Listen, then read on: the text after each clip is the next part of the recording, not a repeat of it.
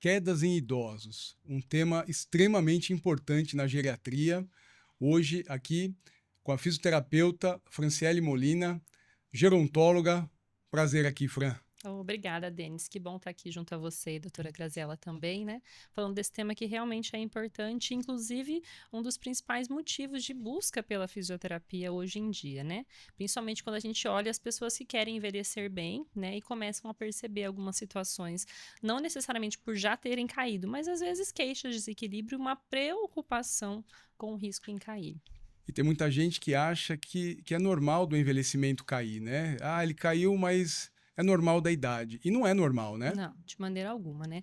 A queda ela é considerada um evento sentinela. Quando uma queda acontece, é sinal de que alguma coisa já não estava indo bem e por isso a queda aconteceu. Então, é comum, às vezes, subestimar tanto as pessoas idosas, tanto até os próprios profissionais, erroneamente, né? Porque realmente ela traz impacto e a gente sabe que pode, muitas vezes, né, ter atuações específicas para que possam ser prevenidas. E o tema é super importante na geriatria, na gerontologia, é, e as estatísticas, elas assustam, né, com relação às quedas. A estatística fala que 1 em cada 3 idosos caem pelo menos uma vez por ano. E essa porcentagem ela aumenta acima dos 80 anos. Quase metade dos idosos acima dos 80 anos sofrem uma queda por ano.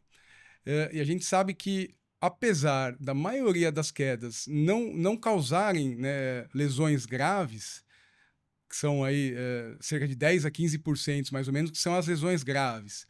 Mas, mesmo assim, as complicações, a repercussão de uma queda, ela é muito grande, mesmo não sendo grave, né? Mesmo não sendo uma lesão grave. Ela traz tanto prejuízos físicos e até psicológicos no idoso, depois que ele cai, não é isso? Uhum. Então, as pessoas ficam pensando muito no medo da fratura, né? Porque realmente, quando uma fratura acontece, há um declínio funcional instalado e aí uma cascata de outras coisas que vão acontecendo, né? Às vezes uma internação mais prolongada, um quadro de restrição de mobilidade significativo, enfim, né? Mas acho que uma das principais consequências que uma queda pode trazer é realmente um medo de cair, né? E isso pode acontecer mesmo em pessoas idosas que nunca tenham caído. E aí, esse ciclo que você comentou é porque ele gera realmente uma restrição de atividade. Por medo, a pessoa começa a se limitar, diminuir o seu nível de atividade física, de mobilidade, deixa de sair de casa, de fazer coisas que costumavam fazer, e isso vai trazendo esses impactos psicológicos que você citou e também os físicos, né? Perda de massa, piora do equilíbrio. Então, enfim, aí as consequências tendem a trazer um impacto significativo na maneira de como a pessoa está envelhecendo. Muito bom. E a gente sabe que quedas em idosos é uma das principais causas de hospitalização em idoso. Causa de traumatismo crânioencefálico, queda é a causa principal. Uhum. Então a gente chama de lesões graves, né? Principalmente fratura de quadril, fratura vertebral, né? Os traumatismos crânioencefálicos, né? Os TCS. Essas são as lesões mais graves. Com relação à absorção dessa demanda, né? O que você acha que tanto aí o sistema público quanto o sistema privado assim de saúde aqui no Brasil, com a população envelhecendo cada vez mais, né? Então a gente sabe, a gente viu que quanto maior a idade, estatisticamente mais chance de cair. A gente está preparado, né? O sistema de saúde público, privado, para absorver toda essa demanda, né? Que traz um custo grande para a saúde, né? Uhum. E a absorção mesmo de recursos humanos, né? Processos, na verdade, de detecção de risco de queda. Como é que está hoje no meio da fisioterapia isso aí? Como é que é trabalhado essa questão de prevenção de queda na físio? Uhum. Eu acredito que as iniciativas que existem, elas são altamente incipientes pela demanda que a gente tem, principalmente considerando a população que envelhece aí, né, cada vez mais rápido, né? Existem algumas iniciativas, né, que a gente vai percebendo, mas elas ainda não vão dar conta de toda essa complexidade, principalmente porque o processo de envelhecimento está muito acelerado, né? Mas uma coisa que eu vejo como importante, né, que a gente teve uma publicação recente de um guideline mundial, né? O guideline, ele é um documento elaborado por especialistas com base em altas evidências científicas do que há de, né, maior evidência, com recomendações específicas, né? Então, eles criaram um fluxograma, que é um algoritmo, como se fosse isso, para que seja mais fácil para que os profissionais consigam identificar. Primeiro porque a gente precisa primeiro considerar que todo idoso tem risco de queda, né? O fato dele ter 60 anos e mais, ele já vai entrar para essa prevalência de 1 a cada 3, né? De 25% a 30% que a literatura traz, né?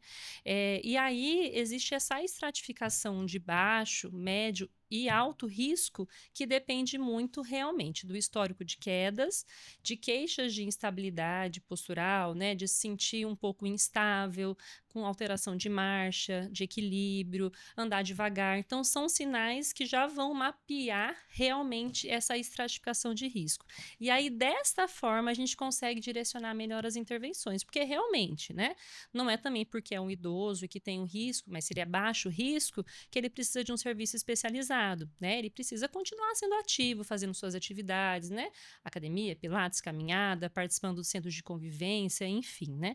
Agora, se a gente está falando de um perfil de um idoso que tem alterações de marcha, de equilíbrio, né? Que tem histórico de quedas e principalmente com consequências, aí sim a gente precisa olhar, né? Com mais cautela, com um olhar mais especializado. E a gente sabe que isso resbala, né, nessa questão também do número de profissionais qualificados para conseguir realmente atender com qualidade essa demanda. Sim, a gente, né, da geriatria, da geronto, a gente tem o hábito já de ativamente, na nossa anamnese, na nossa consulta, de sempre perguntar se tem alguma queda recente, se tem alguma queda no último ano. Então, é uma pergunta ativa, né, que faz parte aí da nossa rotina assim, diária, né, dos pacientes, né? Então, e muitas vezes a gente não vê isso por aí, né? Então, as pessoas elas não perguntam se o idoso cai, se ele caiu, porque a gente sabe que um grande preditor de queda é o quê? Já ter caído antes. Exatamente. O maior preditor, aliás, né? Isso. Né? Geralmente Então, as pessoas costumam falar que a culpa é do tapete, isso. né? Do cachorro, do degrau, enfim, de alguma outra questão relacionada ao ambiente. Mas, na verdade, né, o primeiro fator mais importante é realmente já ter caído. Isso. E entrando nessa parte dos fatores de risco, até para ficar bem claro, né? Assim, para quem está assistindo, dá para a gente didaticamente dividir, né, em fatores de risco intrínseco, né, e extrínseco, certo? Intrínseco são aqueles dos idosos. Quer falar um pouquinho do extrínseco? Uhum. Os extrínsecos envolvem principalmente, né, o ambiente, e aí depende muito realmente do ambiente que ele vive, né? E aí, claro que existem também perfis de idosos diferentes que vão viver também em ambientes diferentes, né?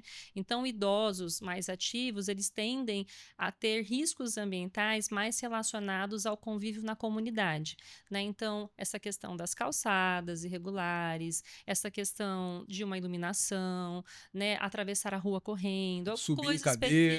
subir em escadinha para pegar as coisas, já que ele é Dentro de ativo, né? casa, isso, dentro de casa, esses comportamentos de risco que a gente vai tendo, né? Subir no telhado.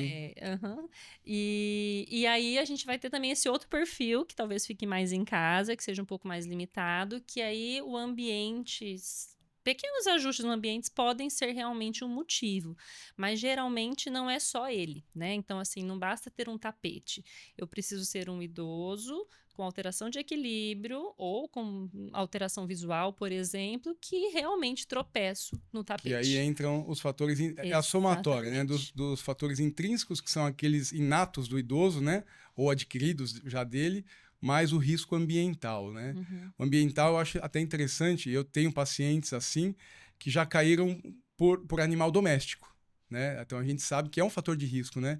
Ter um animal doméstico é um risco para queda em idoso em casa, o calçado, a iluminação, a escada sem corrimão, né? Como você falou, o tapetinho, andar em piso molhado. Então são vários fatores ambientais que podem predispor o idoso. Saiu até um estudo esses dias, né, aqui brasileiro, que mapeou um pouco mais essa prevalência dos fatores de risco ambientais e trouxe como principal sapato, né? Sapato, calçado. Isso, né? Que é inclusive um dos fatores ambientais, se a gente for pensar, né? Mais fáceis de serem modificados, porque às vezes você fazer um ajuste no ambiente, isso pode, né, trazer uma série de investimentos, né?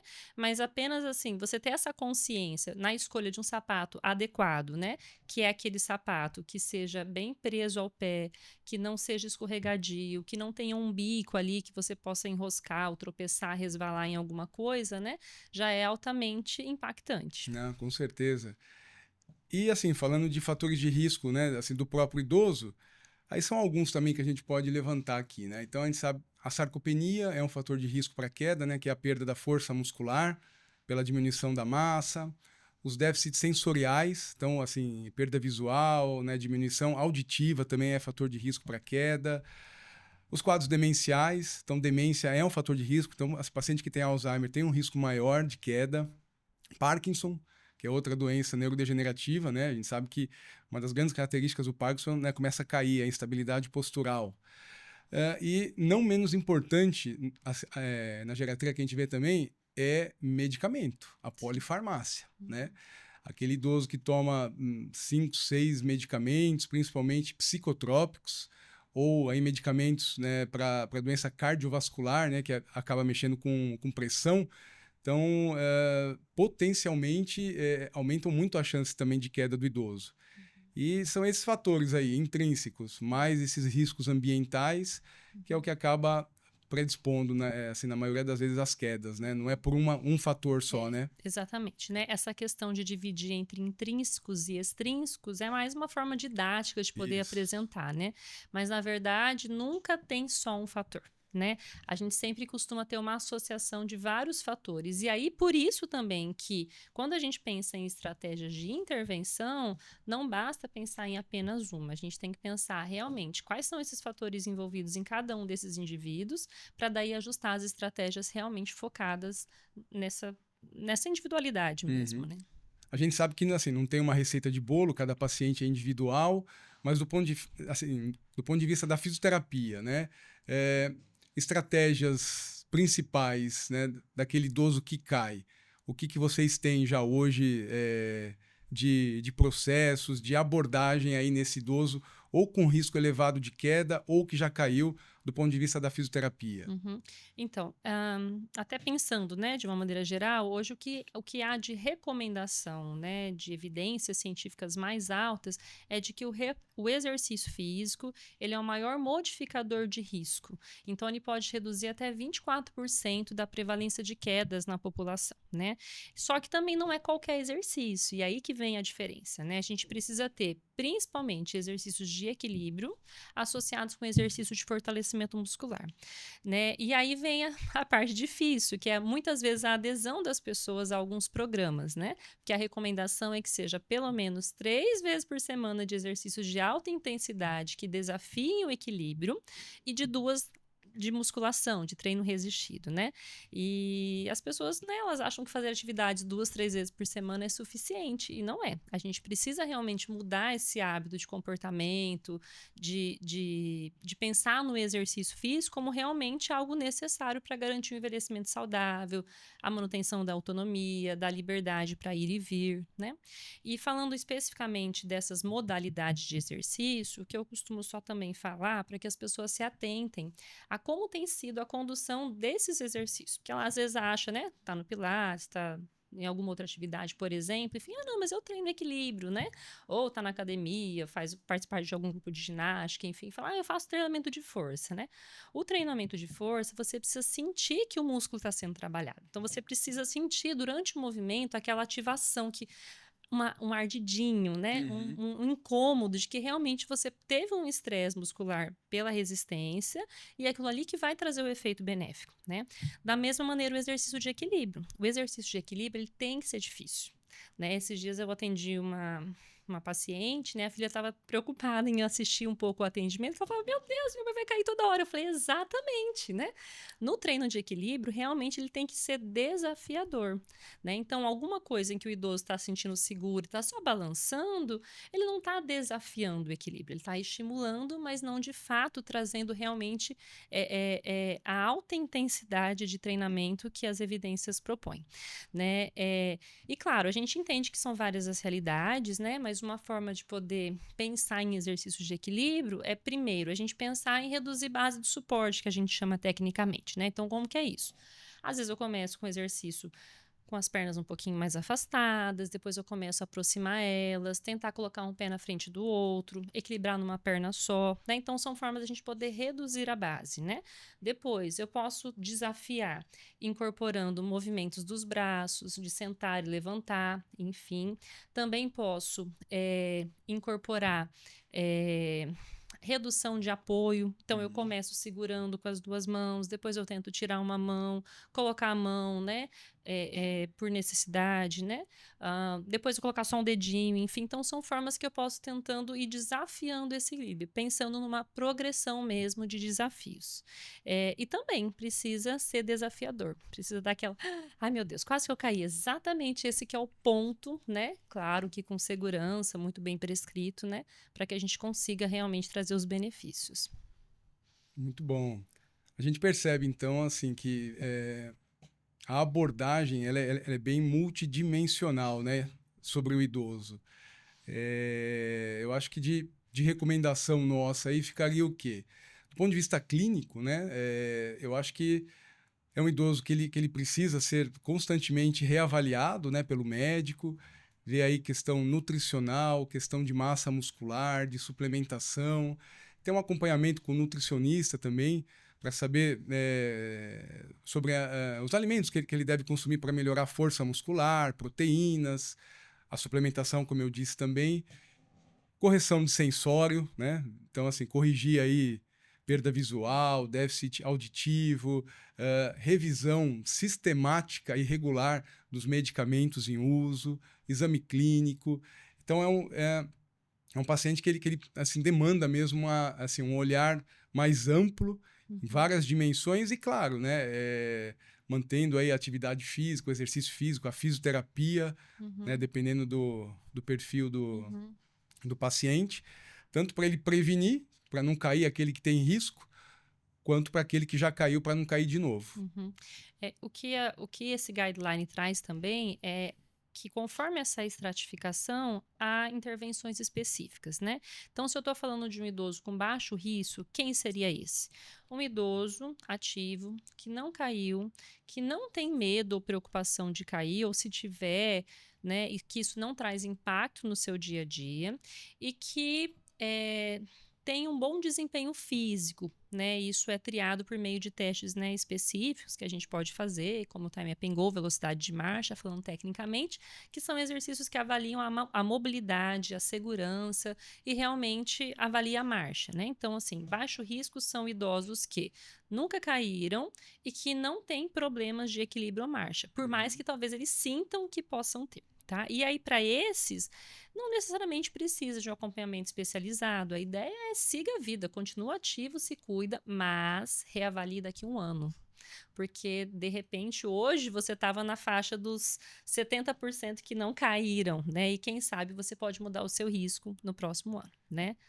E é interessante que me veio aqui na cabeça agora, uma queixa que a gente escuta muito no consultório do idoso é tontura. E assim, tontura a gente sabe que é um tema, um sintoma bem amplo, né? Mas quando a gente vai buscar aí as características, como que é essa tontura, o que desencadeia e tal, a gente vê na maioria das vezes que é um idoso que na verdade não é uma tontura, não é uma vertigem que ele tem. Ele está instável, ele tem uma instabilidade postural, ele tem um desequilíbrio. Na maioria das vezes a gente percebe que é isso, né? Então me veio agora na cabeça esse tema, porque é uma queixa muito frequente no consultório. Não sei se eles chegam aí para vocês queixando de tontura, e aí vocês percebem aí que de fato é outra coisa, né? Isso.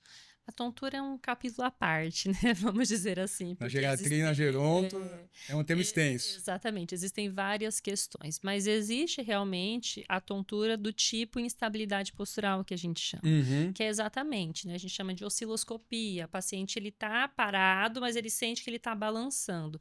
Claro que isso pode ter a ver com alterações sensoriais, né? Então, o quanto ele sente os pés no chão, às vezes alguns pacientes com neuropatias diabéticas, outras alterações. Algumas doenças neurodegenerativas, como Parkinson, costuma trazer isso muito como sintoma, né? Ele sempre, geralmente, os pacientes falam tontura, não falam Uhum. instabilidade postural, Isso. né? E realmente, assim, a gente tende a melhorar isso com estímulos adequados, né? Alguns têm boa resposta, outros menos, porque depende muito do que está envolvido por trás dessa tontura, né? Às vezes eles procuram uma reabilitação vestibular e a gente entende que, né, é Aham. uma área de atuação, mas nem sempre o problema é vestibular, né? Ele pode ser realmente relacionado ao sistema de controle postural, né, do equilíbrio como um todo. E a gente Uhum. precisa trabalhar toda a integração desses sistemas para a gente ajustar e diminuir essa sensação de tontura que eles trazem. É uma abordagem complexa aí. Uhum. Esse outro perfil que a gente considera como risco moderado de quedas é aquele idoso que caiu, mas que não teve consequências sérias em relação à queda, mas que tem alterações de equilíbrio ou de marcha, né? E aí esse idoso, sim, ele precisa intervir sobre o equilíbrio e sobre as alterações de marcha. Então, o próprio guideline fala da importância de fazer realmente um acompanhamento especializado com o fisioterapeuta, porque é o profissional que tem mais habilidade para isso, né? Para garantir que realmente ele possa melhorar o equilíbrio, possa melhorar a marcha e não caia de novo a ponto de ter uma consequência mais séria, né? E esse terceiro grupo, né, que seria aqueles idosos de alto risco, que realmente requerem daí uma avaliação e uma intervenção de multicomplexidade, né? De multicomponentes. Então, ele precisa realmente passar por uma equipe especializada, rever medicamentos, rever os aspectos sensoriais, rever ambiente, rever tudo que pode estar realmente favorecendo para que aquela queda aconteça. Além, claro, também de entrar com um programa específico de reabilitação pós-queda, né? De exercícios específicos também, para que ele não caia de novo, né? E ele coloca esse idoso de alto risco como aquele idoso que caiu e teve uma consequência grave, ou não conseguiu se levantar sozinho do chão, ou era um idoso que já tinha uma condição de fragilidade, né? Um idoso que ele já estava altamente consumido, né? Emagrecido, andando um pouco mais devagar, sentindo mais cansado, enfim. Ou o idoso que caiu por uma síncope, né? Que assim, de repente deu um apagão na cabeça e caiu. Então, esses são os considerados idosos com alto risco de quedas que requerem, de fato, uma intervenção e um acompanhamento mais complexo, né? Uhum. E eu falo que isso ajuda um pouco nas políticas, né? E a gente conseguir também entender quando que um paciente ele precisa de fato, né? Talvez de um geriatra, de um fisioterapeuta especialista, porque a gente entende que isso, né? Olhando para essa questão específica, né? Claro que tem outras demandas, né? Mas é porque isso a gente entende, né? Que não tem profissionais para atender todo mundo, nem todo mundo consegue acessar, mas se fosse para escolher um público, talvez seria esse realmente, né? E isso são estratégias que o Ministério da Saúde já tem tentado incorporar, né, por meio de alguns rastreios, né, para direcionar também. Por exemplo, qual idoso que eu consigo gerenciar na atenção básica, com o clínico geral, enfim, qual eu preciso já ir contra-referenciando para outros serviços de Que seria o especialidade. ideal, né? Assim, essa triagem, né? Esse rastreamento do risco de queda do idoso iniciar na atenção básica, né? Isso, Esse exatamente. seria o ideal, o cenário É, ideal. o guideline até coloca que a triagem deve acontecer com a oportunidade de eu estar à frente de um idoso. Porque é exatamente isso que a gente colocou no início, né? Existe uma visão, né, de que isso é normal da idade e as pessoas acabam não perguntando sobre. Uhum. E aí realmente deixa passar, às vezes, né, uma situação de risco que poderia ser direcionado a intervenções específicas, né?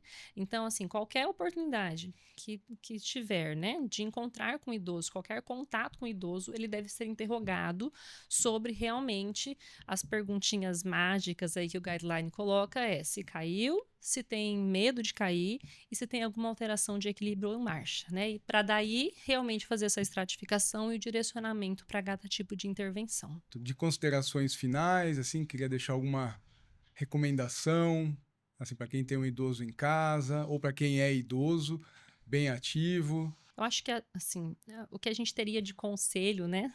Dizem que se conselho fosse bom a gente venderia, né?